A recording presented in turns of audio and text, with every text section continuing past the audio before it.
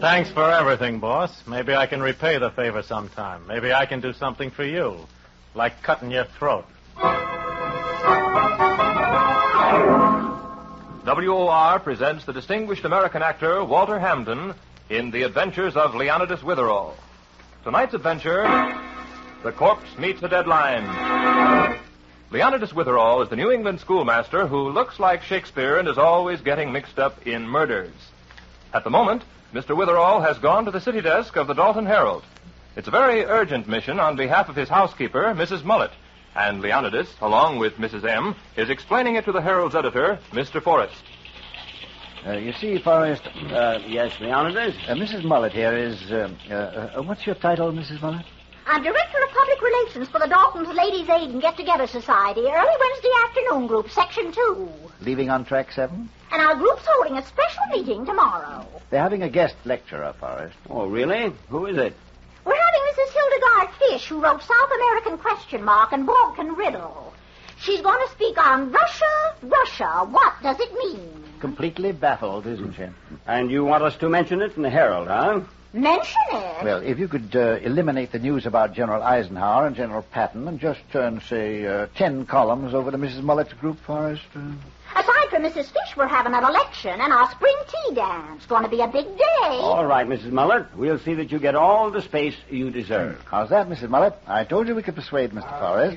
Persuade him? Why, he should be glad. I'm giving him a scoop. Oh, I am, Mrs. Mollett. We don't often get a break like this.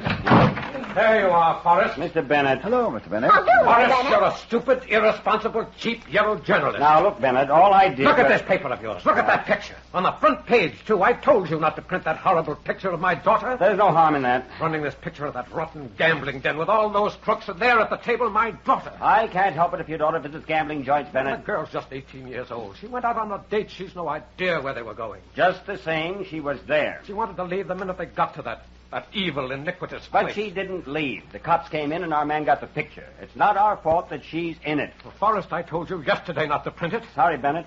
It was the only shot we had, and a good one, too. Oh, you've ruined my daughter's reputation. You've disgraced her. Oh, don't be such a blue nose, Bennett. Now, if you don't mind, I'm busy. I've got an edition to get out. I ought to thrash you, Forrest. I ought to treat you the way my grandfather handled a smart aleck newspaper man out west. He got a horsewhip, and he whipped that editor within an inch of his life. If you don't watch your tongue, Bennett, I'll have you thrown out of this office. Oh, you wouldn't dare. No, Mr. Bennett. I don't want to interfere, but perhaps if you'd cool off... You keep your beard out of this, Witherall. And you mind your tongue, Mr. Bennett. Forrest, you filthy... Get away from this desk, Bennett. Just let me get my hands on your throat, Forrest. Mr. Bennett, I'm going to show you. Let go of me, brother. Mr. Bennett, take your hands off. I won't. You let go of him, Mr. Bennett, before Come I on, calm Mr. you. Bennett, or I'll... All right. All right. You crazy fool. Get out of here. I warn you. All right, Forrest, I'm getting out now. But this isn't the end of it. Go on. I'll see that justice is done, Forrest. I'll see that you're taken care of, no matter how far I have to go. Looks as though Mr. Bennett's going to be a very serious problem, Forrest. Oh, him, Leonidas? No, I'm used to that. He seems to be extremely excitable. No, you've got him all wrong. Sure, he'll rave and rant for a while, write letters, and then he'll calm down. Well, I hope so. It doesn't seem as trivial as that, though. I know Bennett. He's a very headstrong old gentleman. And your printing that picture has defiled his little child's good name. Oh, forget it, Leonidas. Oh, come on. I don't often have you down here. Suppose I show you and Mrs. Mollett around the place. Feel like touring the plant? Oh, I'd love to. Lead on, Macduff.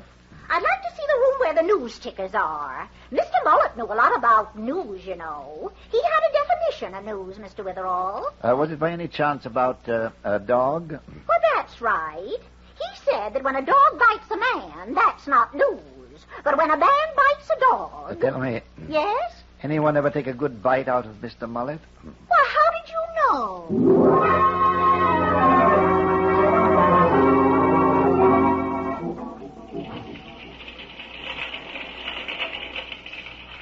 These are the linotype machines, Leonidas. Oh, well, quite a formidable array of them, Forrest. Could we go over to one of them and get a closer look? Oh, sure. Come on.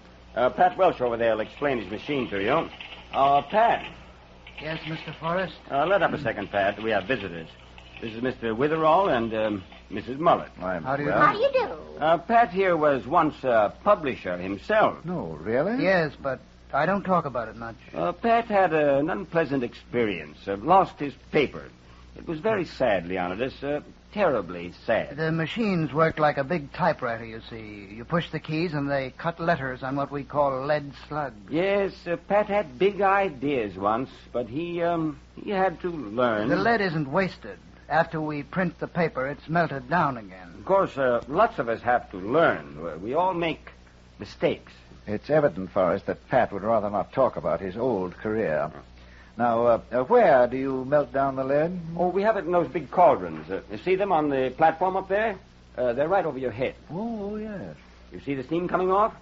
Well, that's piping hot lead in that cauldron, boiling like noodle soup. Ah, noodle soup. Get that, Mrs. Mollett?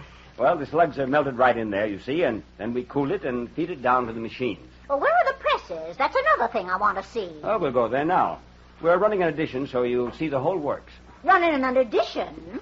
Well, shouldn't you do something first about my story, the ladies' literary group? Oh, yes, Forrest. Mrs. Mollett would like you to stop the presses for it. Oh, we'll get it in the next edition, Mrs. Mollett. I put our top reporter on the job. Jackie Bigelow, the minute I get back upstairs. Jackie's our best man, you know. He'll do your story full justice. You sent for me, Mr. Forrest? Yes, Jackie. I just left Leonidas Witherall. He had some woman with him, and Mrs. Mollett. Mollett, yeah, I know her. Sort of a neighborhood housekeeper up around the Birch Hill section. Yes, well, she's having a taffy pull for a ladies' club. Get one of the kids out front to call it Witherall. Get the whole story. Write a couple of sticks for the 3-star. All right. That's all, Jackie. You can go. That's all as far as you're concerned, Forrest, yes, but I want to do a little talking. This is just as good a time as any. Well, hurry up. I've got a desk full of copy here. Uh-huh.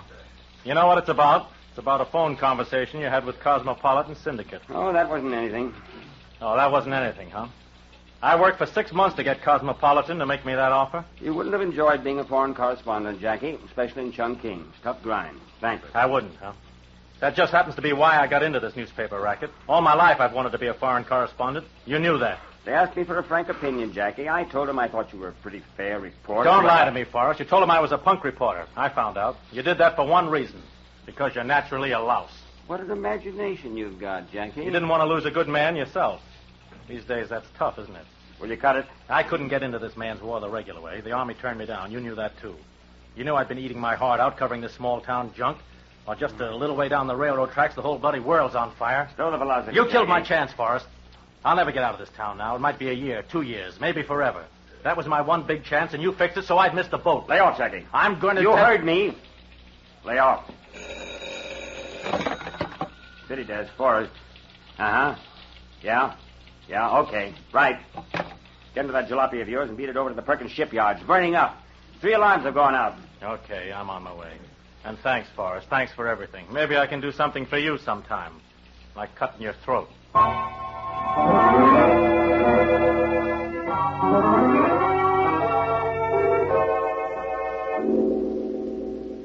What can I do for you, Mr. Bennett? I've come here to your place, Mr. Witherall, to apologize for my behavior this morning at the Herald office. It was deplorable, Mr. Bennett. But, of course, you felt printing that picture of your daughter was very embarrassing. That's just the point. I wanted to apologize to you, but I certainly don't intend to retract anything I said to Forrest. In fact, I want your help. Really, Mr. Bennett? Isn't this much ado about nothing? As the poet said, you have too much respect upon the world. They lose it that do buy it with much care. Mr. Witherall, I realize that legally I haven't a leg to stand on. So I decided the best thing to do is to blacklist that newspaper. Mr. Bennett, I hardly think your personal grudge against Mr. Forrest justifies organizing a huge boycott. Oh, but it does. That man has to learn that tactics like his won't be tolerated in Dalton. Here's your coffee, Mr. Witherall. And yours, Mr. Bennett. Oh, thank you, Mrs. Mollett. Thank you. Now, Mr. Witherall, about blacklisting the Herald. If a group of prominent citizens of Dalton, led by you and me... Grasshoppers, listen to those fire engines go. See them through the window? You'll have to excuse Mrs. Mollett. She's an enthusiast. Engine number 5, that's Hank McCarthy. Number 3, well, that's Timmy. Gracious, they're all out. I'll bet it's 3 alarms at least. Oh, dear, I wish I was gone. I could swing a mean hose myself, you know. Get that number 2 hose out. Move the ladder over. It's too close to the other building. Come on. Get the lead out of your pants. Well, if it ain't the Herald Star reporter. Hiya, Jackie. Hello, Chief. Well, it's a nice little blaze you got. Yeah, it's on it, Jackie. But we'll have it licked soon. Anybody got any idea about how it started? That's what has us wondering, Jackie. It looks phony. You mean it wasn't an accident? Well, now, I don't want to be quoted as saying I'm positive, but I wouldn't be surprised if this shipyard's burning because of saboteurs. No kidding. Saboteurs. Yeah, I said I'm not positive, Jackie, but we suspect it. Thanks, Chief. I gotta go call the desk. Brother, sabotage in little old Dalton. Me for that telephone.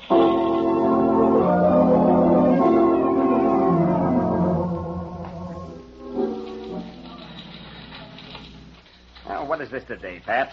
Everybody's after me for something. Now, what do you want? Forrest, Yes? this morning when you brought Witherall down to the linotype department, you sort of went out of your way to take a couple of pot shots at me. Oh, about the way you once owned a paper, Pat? Well, just struck me as a funny story.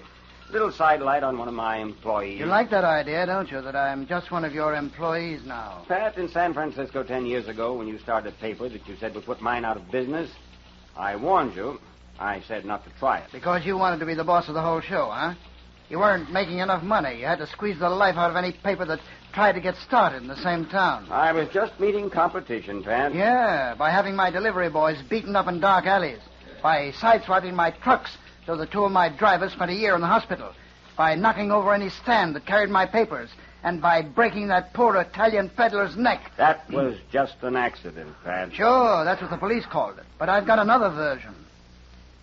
I know you've got blood on your hands, Forrest. And you wrecked me. I lost every penny I had trying to buck you. I told you then, don't try it. Remember? All I remember is that you're a crooked chiseler who ruined my business. You're a gangster and a killer, and I'd... Yes? Forrest, this is Janky Bigelow. I'm at the Perkins shipyard. Yeah, what have you got? Better hold the 3-star for a replace. This ain't no ordinary fire. Looks like sabotage. Sabotage. What's he saying? Sabotage at the shipyard? You stay there, Jackie. Get busy. Dig up everything you can. Don't lose touch with me. Now, give me the details of what you know.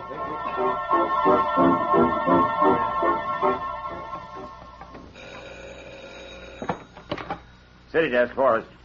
Boss, this is the press room. Number 3 and 4 presses just broke down. Broke down? Now? Oh, and me with a replate on that sabotage story of all that condemned... Why can't you guys fix it? Well, nobody down here, boss. They're all out for lunch. Wow. Besides, it's something very screwy. Usually I can fix it myself, but I can't figure out what's wrong this time. That would happen now. Ye gods, what kind of a day is this? Everything's going wrong. You better hurry, boss. Sorry, but I'm afraid you'll have to take a look at it yourself. Okay, I'm on my way down. This business will drive me nuts. Nuts!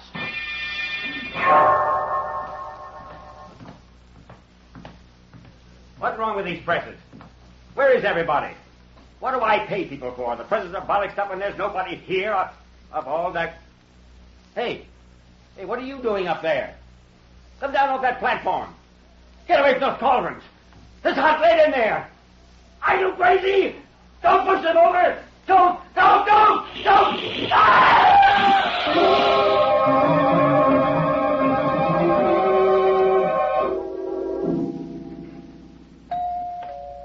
I'll answer it, Mr. Witherall.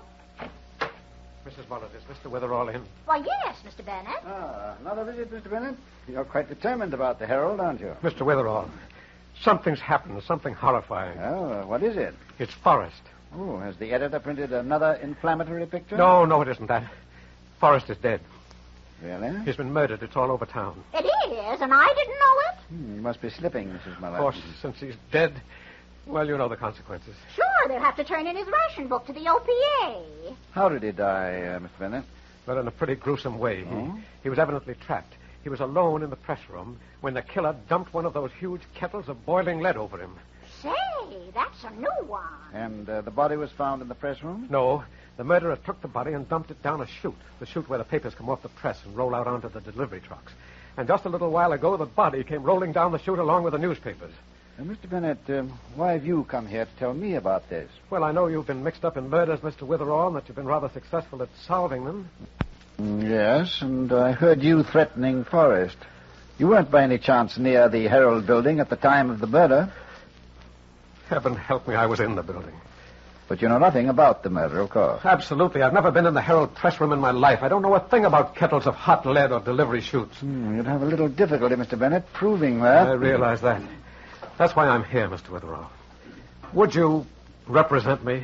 Well, frankly, Mr. Bennett, I don't represent anyone. If you think my looking into the story might clarify it or speed the solution... That's all I ask. I want you to come to the Herald office now and get at the truth. We're going to look into the murder, huh? I'll get to the bottom of this. Where's my hat? Where's my coat? Yes, and don't forget your bloodhound.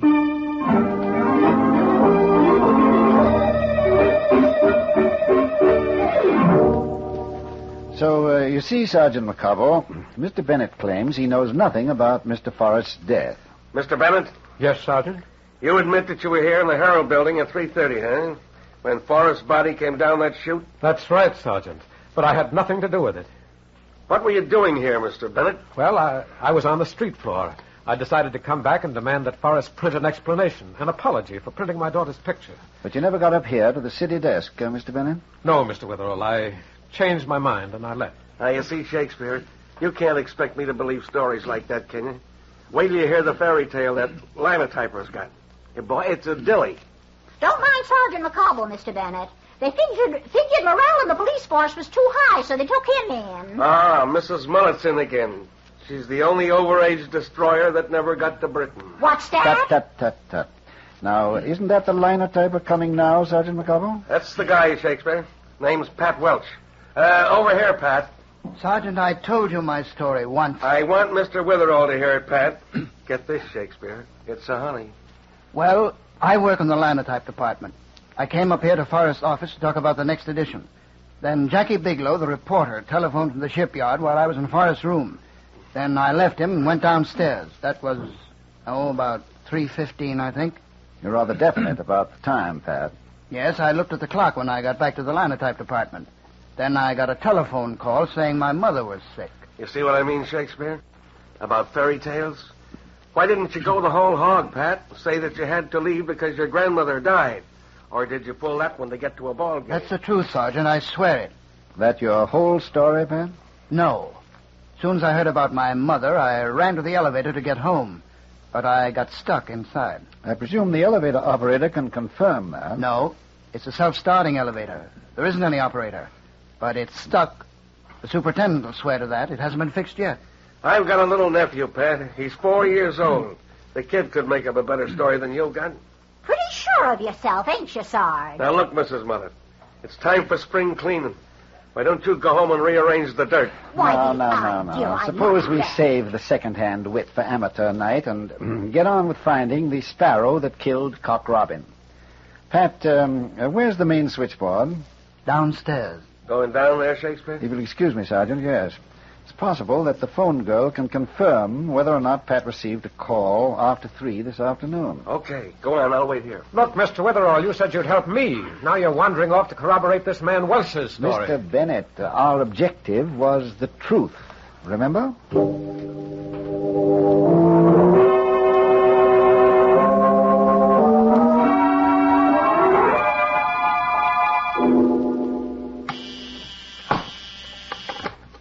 Dalton Herald, good afternoon. Oh, I'm sorry, Mr. Forrest is out. He's getting a fitting for a wooden suit. Yeah, somebody didn't like his face, so they pushed him into beg that. your pardon. I understand your name is Ruth. That's right. Jesus, if you don't look like, what's his name, Shakespeare. If I could only write like him, too. But my name is only Witherall, Ruth. Oh, that's it. You're from Meredith Academy. Yes. I'm curious about what happened earlier this afternoon to, what's-his-name, Forrest. Oh, that. Gee, Pat Welch is in a fix, huh? Everybody knows him and Forrest hated each other's guts, if you'll pardon the expression. Ruth, was there a phone call for Pat this afternoon? Oh, yeah, about 3 o'clock. I don't know who it was from. I only ask who's calling when they ask for an executive. Oh, ain't it a shame? Patty's such a sweet guy. And Forrest, if you'll pardon the expression, was a high-class stinker. We must have you address our English literature classes at Meredith sometime, Ruth. The tragedy of illiteracy might be the subject. Oh, gee, I'd be only too happy. With you as Exhibit A. Hi, Mr. Witherall. Well, what are you doing here? Hi, Ruthie, baby. Man, oh, man, what a fire I've been to. I'm knocked out. Oh, get ready for a Lulu, Jackie boy. Why, what's up? Well, while you were at the fire, somebody gave Forrest a bath with a bucket of that lead in the press room, and then sent the corpse roller coastering down the delivery chute. Cute, ain't it? No kidding. That's it, Jack. The police are upstairs now. Hallelujah. Forrest knocked off? Boy, this is my lucky day. I get a terrific story, and on top of that, somebody puts Forrest where he belongs. Who did it, huh? They know? Sergeant McCobble's upstairs now with Pat Welsh and Mr. Bennett. They're the most likely candidates for the honor at the moment. Well, what are we waiting for? Let's go on up there. This I got to see. All right, Jack, we can... No, wait a minute. Not that way, Mr. Witherall. Up the stairs. The elevator's broken. See ya, Ruthie. Okay. Bye, Mr. Witherall. Toodle-you, Ruthie. Come out to Meredith sometime. As the students say, you'll be hotter than a $2 pistol, if you'll pardon the expression.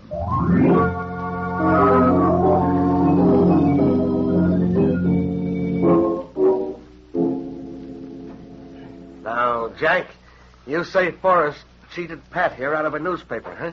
Put him out of business? Yeah, that was the deal, McCobble. It was in Frisco about 10 years ago. I'm sorry, Pat, but a fact's a fact. I'm not worried, Jackie. Man that's innocent doesn't have anything to worry about. Yes, as the bard wrote, truth is truth to the end of reckoning. Sergeant, aside from the fact that I happened to be in the building, you haven't a scrap of tangible evidence against me. But when it comes to motive, Mr. Bennett, you did have a violent argument with Mr. Forrest about that picture of your daughter. Since when do you convict people on that kind of evidence? We'll get all the evidence soon enough. Give the sergeant a chance, Mr. Bennett. He'll learn.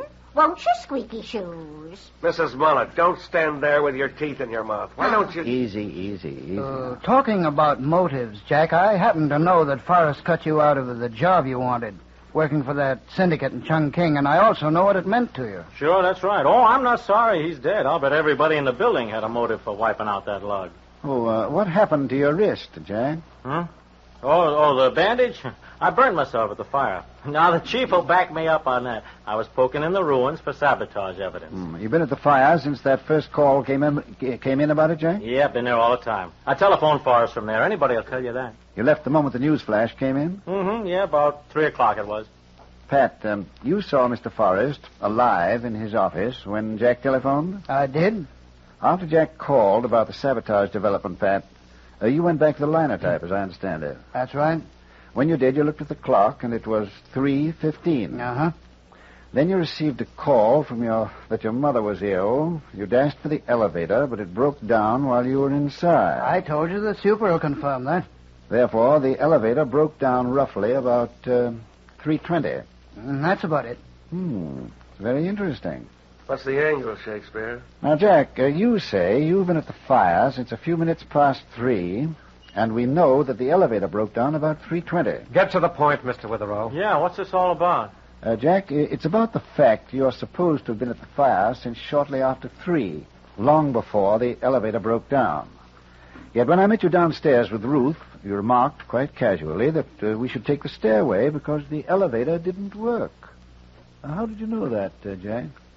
Why, Sounds like a payoff question to me, Jack. one of the truckmen outside on my way in, he told me, just before I found you at the switchboard. Really, Jack? I suppose you'd be willing also to submit your wrist to a medical examination? My wrist? Wrist? Why, certainly I will. Why? Why? Because, Jack, I think you burned your wrist while dumping the cauldron of hot lead over Forrest. As you know, a medical examination will reveal whether that burn was caused by flames or if there are traces of lead in it.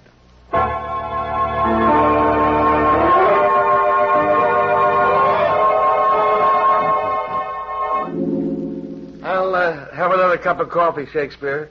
Then I'll be meandering home. You figure Jack went straight to the fire, huh? Yes, McCobble. He stayed there long enough to establish his presence. Then he raced back unseen to the neighborhood of the Herald. Uh-huh. He called up Forrest from downstairs with the sabotage story, creating the impression that he was still at the fire. I get it. Then he buzzed Pat Welch, probably using a phony voice to tell him the lie about his mother being sick. Yes, that got Welch out of the way. Yeah. And gave Welch a very weak excuse, too. Then Jack monkey-wrenched the presses, forcing Forrest to go down to the press room, where he was killed. The whole affair couldn't have taken more than a few minutes. Then Jack went dashing back to the fire. He'd gotten away with it, too, if he hadn't pulled that boner in front of you about the elevator. Yes, there was that. And the wrist burn. Shakespeare, how did you know the wrist burn could be analyzed for traces of hot lead? I never knew that. Sergeant, Shall I confess something to you? Neither did I. What? It sounded like such a good idea at the time. Oh, you faker. Rather neat, eh? Worked beautifully, too. Jack might never have confessed. You know, I think my students at Meredith have given me a superb training in the art of what they call manufacturing applesauce. Yeah, well, applesauce or not, Shakespeare, we caught that killer, and that's what counts. Those murderers can't get to the chair fast enough for me. As a matter of fact, considering what kind of a man that newspaper editor was, he deserved to get wiped out, too. Probably, Sergeant. There's no doubt that society's transgressors must be punished. Yet, we mustn't make quick, violent judgments. We must always remember what the gentleman I'm supposed to resemble once wrote about mercy when he said, "It is twice blessed. It blesseth him that gives and him that takes. 'Tis mightiest in the mightiest. It becomes the throned monarch better than his crown. His scepter shows the force of temporal power, the attribute of awe and majesty, wherein doth sit the dread and fear of kings. But mercy is above this sceptred sway. It is enthroned in the hearts of kings. It is an attribute of God himself. And earthly power doth then show likest God's, when mercy seasons justice."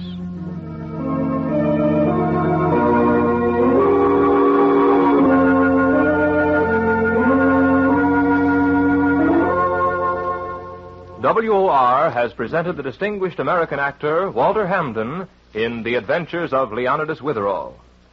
Mrs. Mollett is played by Ethel Remey, Sergeant McCobble by Jack MacBryde. The character of Leonidas Witherall is from the mystery novels by Alice Tilton. The radio script is written by Howard Merrill, and the program is under the direction of Roger Bauer. Next week, Leonidas meets a very interesting hitchhiker, doesn't he, Mr. Hampden? Oh, yes. Leonidas is driving along the highway when he meets a young lady who asks him for a hitch. And a very informative young lady she is, too. In fact, before long, Leonidas is receiving a very practical lesson in how to win friends and influence homicidal maniacs. We hope you'll be listening next Sunday at 7, and until then, good night.